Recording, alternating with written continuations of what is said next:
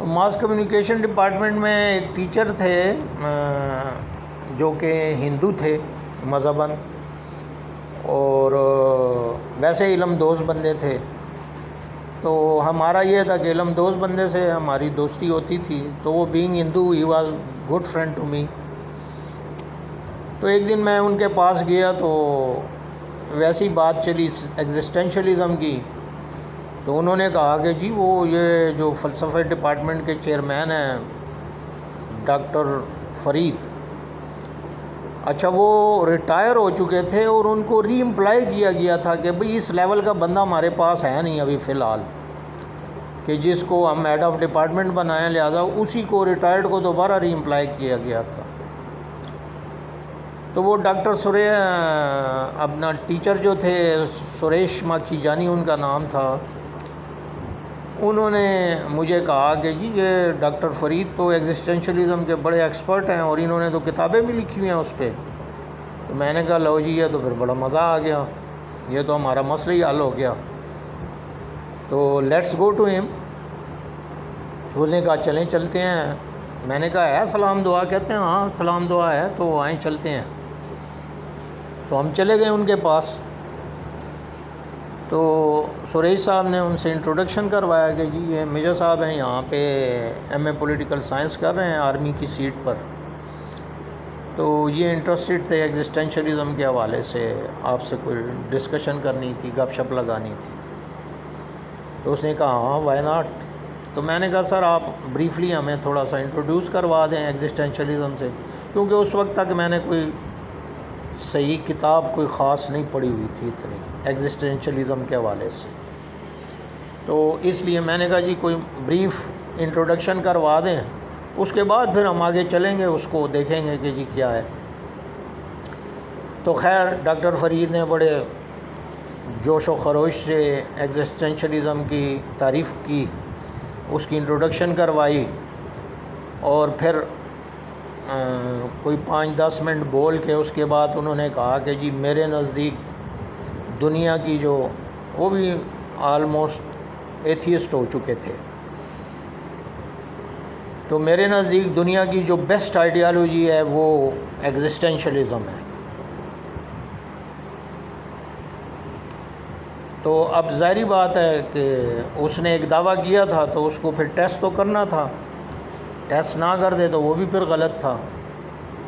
تو میں نے ان سے سوال کیا، میں نے کہا سر یہ جو آپ کہہ رہے ہیں کہ جی یہ بیسٹ آئیڈیالوجی ہے، تو آپ مجھے یہ بتائیں کہ اس آئیڈیالوجی کے تحت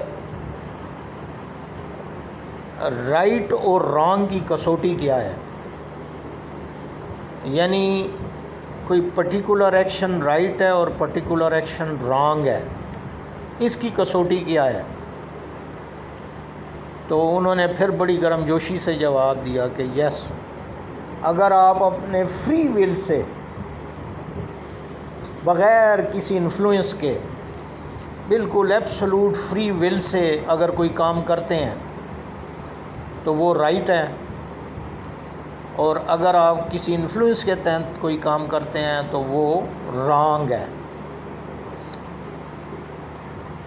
اب پہلے تو یہ بات بھی ڈیبیٹیبل ہے کہ جی کیا کوئی انسان ایبسولوٹلی فری ہو سکتا ہے تمام انفلوئنسز سے؟ جیسے راجر بیکن نے بتایا ہوا ہے کہ جی 4 فیکٹرز ہیں جو انسان کی سائیکالوجی کو اور شخصیت کو فریم کرتے ہیں، اور اسی طرح ڈاکٹر علی شریعتی ایران کے نے بتایا ہوا ہے کہ جی 4 فیکٹرز ہیں، وہ کوئی اور 4 ہیں، ان کے کوئی 4 اور ہیں. ماڈرن سائنس نے بتایا کہ جی جینیٹکس بھی ہے اس میں، ان فیکٹرز میں. اور اسلام ہمیں بتاتا ہے کہ جی جو نام ہے، نام بھی پرسنالٹی کو شیپ کرنے کا ایک بڑا فیکٹر ہے. اسی طرح ماڈرن سائنس یہ بھی بتاتی ہے کہ جی فوڈ جو ہے وہ بھی پرسنالٹی کو شیپ کرنے کی. تو یہ کوئی مطلب ہے 10-12 فیکٹرز بن جاتے ہیں پرسنالٹی کو شیپ کرنے کے. تو ان فیکٹرز کی موجودگی میں یہ کہنا کہ جی کوئی بندہ absolutely free of any influence, تو وہ بذات خود ایک ڈیبیٹیبل ہے. لیکن بہرحال میں نے اس کویشچن کو ریز نہیں کیا، میں نے ان کی بات ایکسیپٹ کر لی کہ جی ٹھیک ہے، ایبسولوٹ فری ول سے کوئی ایکشن لیا جائے تو وہ ٹھیک ہے، اور ایبسولوٹ فری ول سے نہ لیا جائے تو پھر وہ رانگ ہے. تو انہی دنوں میں یہ راجیو گاندھی والا واقعہ ہوا تھا، جو تامل لڑکی نے پھولوں کا گلدستہ پیش کیا تھا اور خود کش حملہ جو کیا تھا. تو میں نے انہیں ایک سٹیپ تھوڑا سا آگے لے گیا اور میں نے کہا کہ جی وہ جو تامل لڑکی تھی جس نے پھولوں کا گلدستہ پیش کیا ہے راجیو گاندھی کو، کیا وہ اس کا ایکشن رائٹ تھا یا رانگ تھا؟ تو ابھی بھی وہ ڈاکٹر صاحب نہیں سمجھے. انہوں نے کہا کہ اگر وہ اپنی فری ول کے ساتھ تھا تو بالکل رائٹ ایکشن تھا.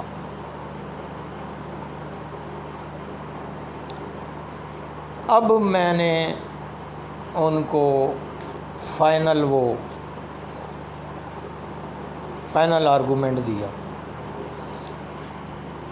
کہ سر اگر ابھی میں اپنی فری ول سے کلاشنکوف اٹھا کے یہاں 50 بندوں کو تیخ کر دوں تو یہ میرا ایکشن رائٹ ہے یا رانگ ہے؟ اب اس کو سمجھ آئی کہ جی میں تو بند گلی میں آ گیا ہوں.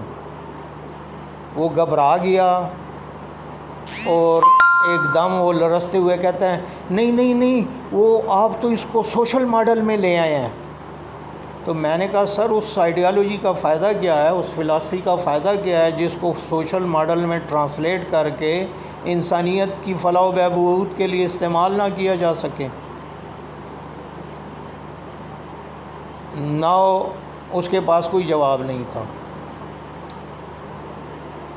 ہم نے اس سے اجازت چاہی اور ہم اٹھ کے آ گئے. تو نیٹ رزلٹ کیا تھا کہ یعنی وہ بندہ جو کہ ایگزسٹینشلزم کے حوالے سے پیک پہ تھا اور فلسفی میں اس بندے نے پی ایچ ڈی کی ہوئی تھی، اور وہ اپنے ذوم میں علم میں یہ سمجھ رہا تھا کہ اس نے دنیا کی بہترین آئیڈیالوجی جو ہے اپنائی ہوئی ہے، اس کو یہ نہیں تھا پتہ کہ اس کی سوشل ماڈل میں ٹرانسلیشن سے کیا نتائج سوسائٹی میں برآمد ہوں گے.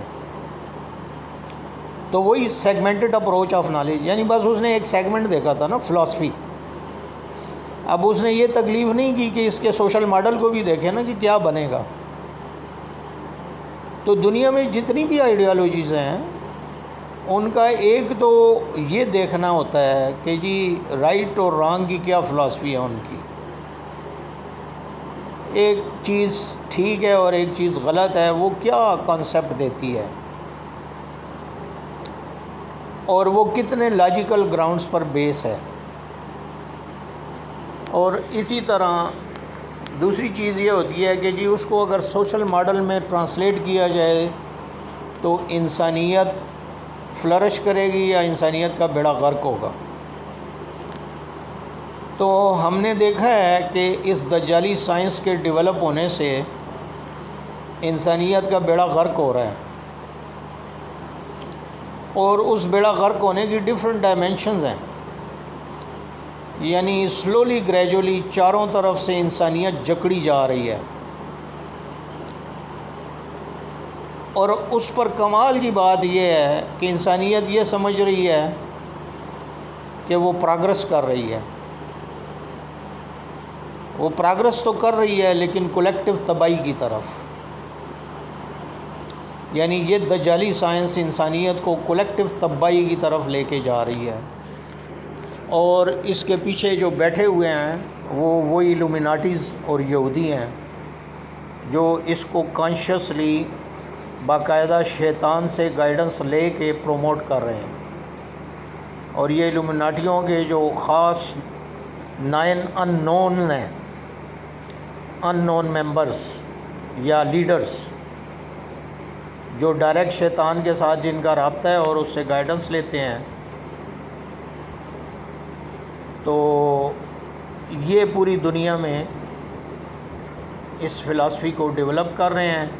اور چونکہ انسان جو کا دشمن ہے شیطان، تو ظاہری بات ہے کہ شیطان سے گائیڈنس لے کے جس تمدن کی اور تہذیب کی، سویلائزیشن کی بنیاد رکھی جائے گی، وہ ڈیفینیٹلی انسانیت کو تباہی کی طرف لے کے جائے گی، کسی اچھی طرف تو لے کے نہیں جائے گی۔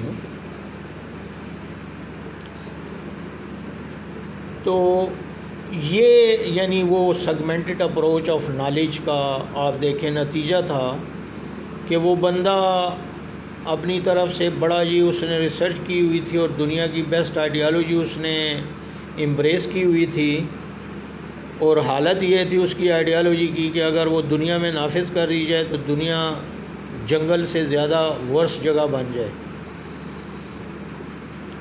جہاں جس کی لاٹھی اس کی بینٹ والا قانون نافذ ہو جائے گا، ہر کوئی اپنی فری ول سے دوسرے کو مار رہا ہوگا۔ تو یہ جو ماڈرن دور میں فریڈم کے نعرے لگائے جاتے ہیں، یہ سارے ڈسیپشن کی بنیاد پہ ہیں۔ These all are deceptive slogans. انسانیت کو بیوقوف بنانے کے لیے وومن ایمنسیپیشن، اکنامک ایمنسیپیشن اور وومن پروٹیکشن، اور اسی طرح پھر جو ہے freedom of speech, freedom of فلاں، تو یہ سارے جو ہے اٹریکٹیو نعرے ہیں جن کی ریالٹی کچھ نہیں ہے۔ اور اس کا ثبوت آپ دیکھیں کہ الجزائر میں اسلامی جماعت نے 90% ووٹ لیے، لیکن اگلے ہی دن فوجی کو ڈٹا کے ذریعے اس کو ختم کروا دیا گیا،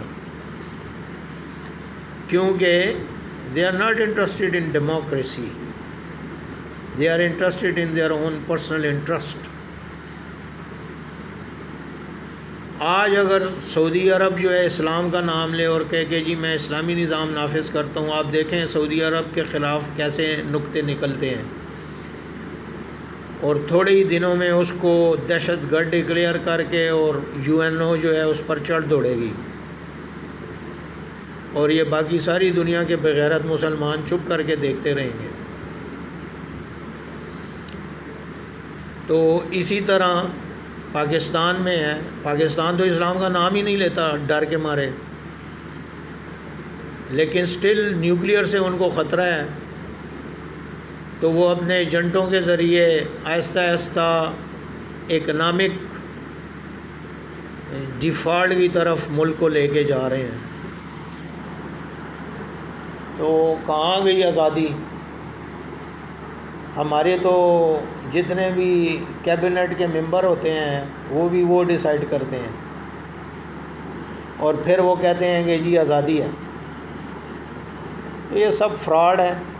ڈیموکریسی بھی ایک بہت بڑا فراڈ ہے، government of the people by the people for the people, حالانکہ government of the particulars for the particulars by the particulars, یہ فار دی پیپل نہیں ہے، فار دی پرٹیکولرز ہے۔ جو رولنگ ایلیٹ ہے اسی کی حکومت ہے، اسی کے لیے ہے، اسی کے ذریعے سے ہے۔ تو یہ دنیا میں انہوں نے بیوقوف بنایا ہوا ہے دنیا کو ڈیموکریسی کے ذریعے۔ تو یہ میں نے دو مثالیں دیں، کمپوزٹ اپروچ اور اس کی، ایک ڈاکٹر فرید کی اور ایک ہمارے ہیڈ آف ڈپارٹمنٹ کی۔ اسے جو پوچھو کہتا تھا ڈیموکریسی کی وجہ سے ہے۔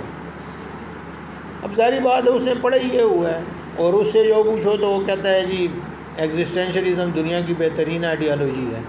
3 سوالوں میں اس کی آئیڈیالوجی فارغ ہو گئی تھی۔ تو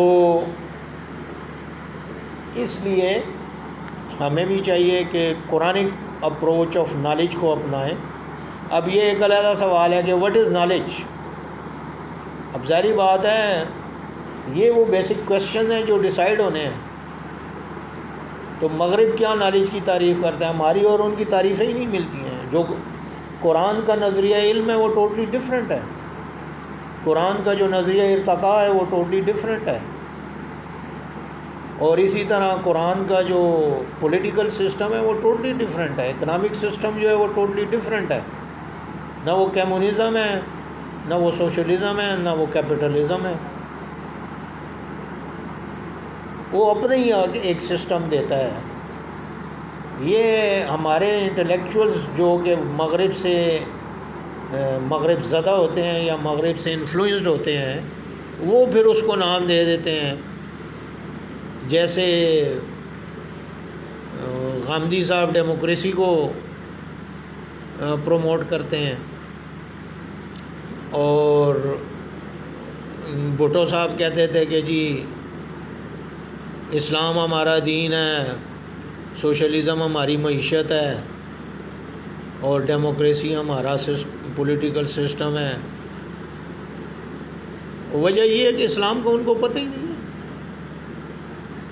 تو انہوں نے تو پھر یہی کہنا ہے نا، یا لیبیا کا کرنل قذافی کہتا تھا اسلامک سوشلزم، تو قذافی صاحب نے اسلامک سوشلزم کا کانسیپٹ دیا تھا، وہ بھئی اسلام کو جا، سوشلزم کو جا، دو ٹوٹلی ڈیفرنٹ کانسیپٹ ہیں، اسی طرح ڈیموکریسی کو جا اور اسلام کو جا۔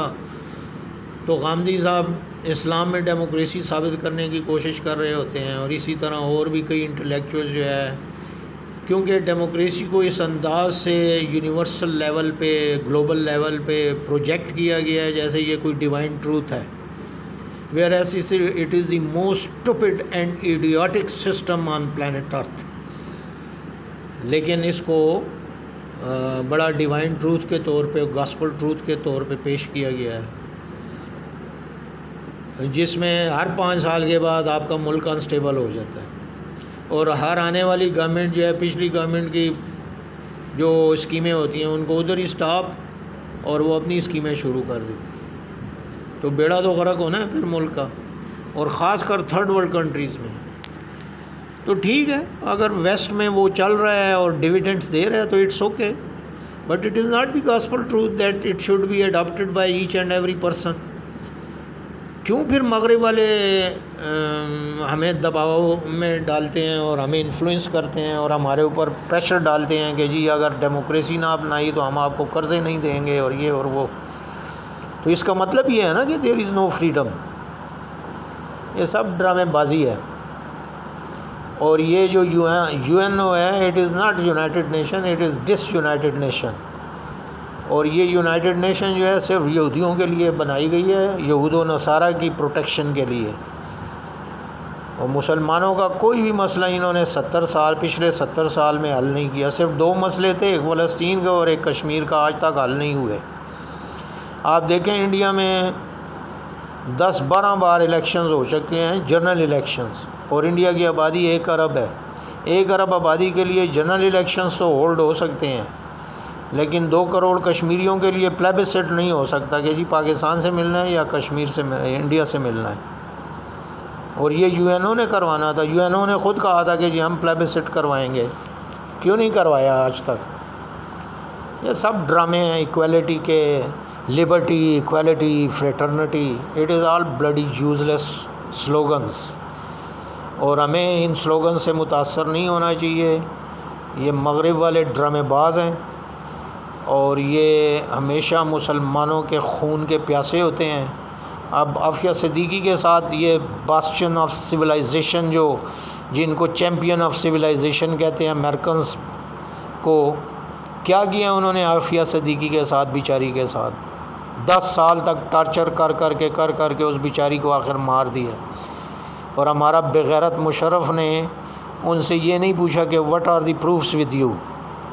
اب ظاہری بات ہے اگر وہ بیچاری ڈاکٹر ہے اور ایک ٹیررسٹ آ جاتا ہے اس کی کنپوٹی پہ پسٹل رکھ دیتا ہے کہ میرا علاج کرو، گولی نکالو، تو وہ کیا کرے گی؟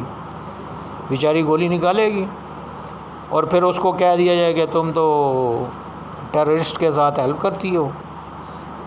جبکہ ڈاکٹر جب اوتھ اٹھاتے ہیں تو وہ یہی کہتے ہیں کہ جی ہم کاسٹ کریڈ کا فرق نہیں کریں گے، بس ہم ٹریٹمنٹ کریں گے۔ بٹ ٹھیک ہے بھئی، اگر ایک ٹیررسٹ آیا ہے تو وہ تو مریض ہے، اس کے لیے تو ڈاکٹر کے لیے تو وہ مریض ہے۔ پولیس کا کام ہے اس ٹیررسٹ کو پکڑے، یہ تو نہیں کہ ڈاکٹر بیچاری کو پکڑ گیا تو اس کو پھر ٹارچر کرتا رہے. اور ٹارچر کرنے کی تو کیا بنتی ہے؟ اس بیچاری کو کیا پتہ ہے کدھر سے آیا کدھر سے نہیں آیا، گھر میں آ کے گھس گیا اور کلینک میں آ کے گھس گیا اور اس نے کہا ہے میرا علاج کرو.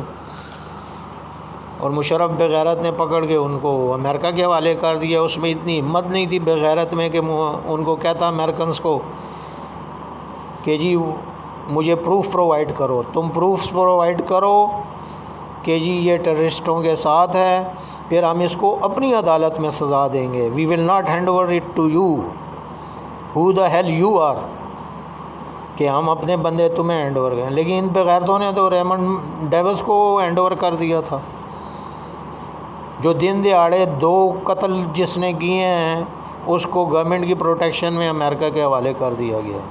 اس خبیث کو گولی نہیں ماری گئی. تو یہ ہے یہودیوں کا نظام جو جسٹس اور لبرٹی، ایکوالٹی، فریٹرنٹی کے دعوے دار ہیں. وآخر دعوانا الحمدللہ رب العالمین.